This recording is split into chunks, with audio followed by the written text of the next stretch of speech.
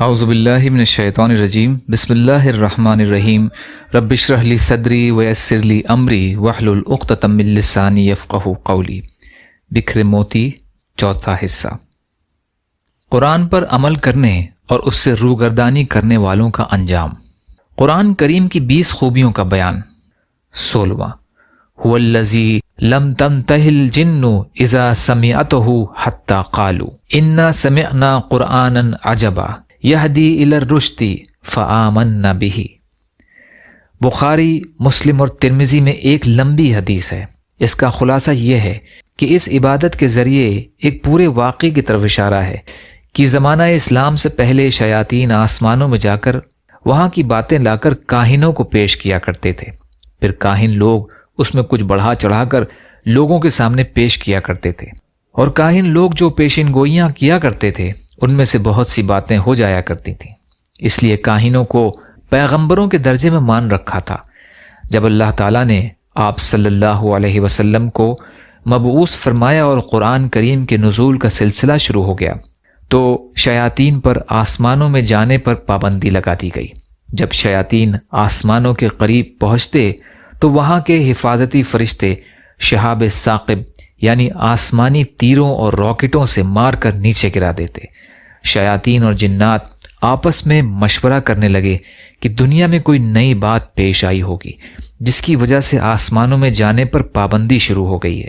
چنانچہ جناتوں نے یہ فیصلہ کیا کہ پوری روئے زمین میں گشت لگایا جائے تاکہ ہم کو معلوم ہو جائے کہ وہ کیا بات ہے جس کی وجہ سے رکاوٹ پیش آ گئی ہے۔ چنانچہ ہر ملک اور ہر صوبے میں جناتوں کی ایک ٹولی نے گشت لگانا شروع کر دیا، اور ادھر حجاز مقدس میں مکہ مکرمہ سے شمالی جانب مدینہ کی طرف ایک مقام ہے جس کا نام عکاظ ہے۔ جاہلیت کے زمانے میں خاص ایام میں وہاں بازار لگا کرتا تھا، اور ہر طرف سے عرب قبائل اس بازار میں خرید و فروخت کے لیے جمع ہوتے تھے۔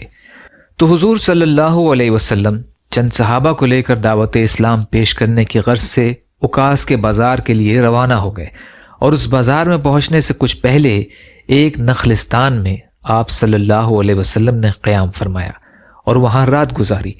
جب صبح کو فجر کی نماز میں جہری قرأت شروع فرما دی تو جناتوں کی ایک ٹولی کا وہاں سے گزر ہوا۔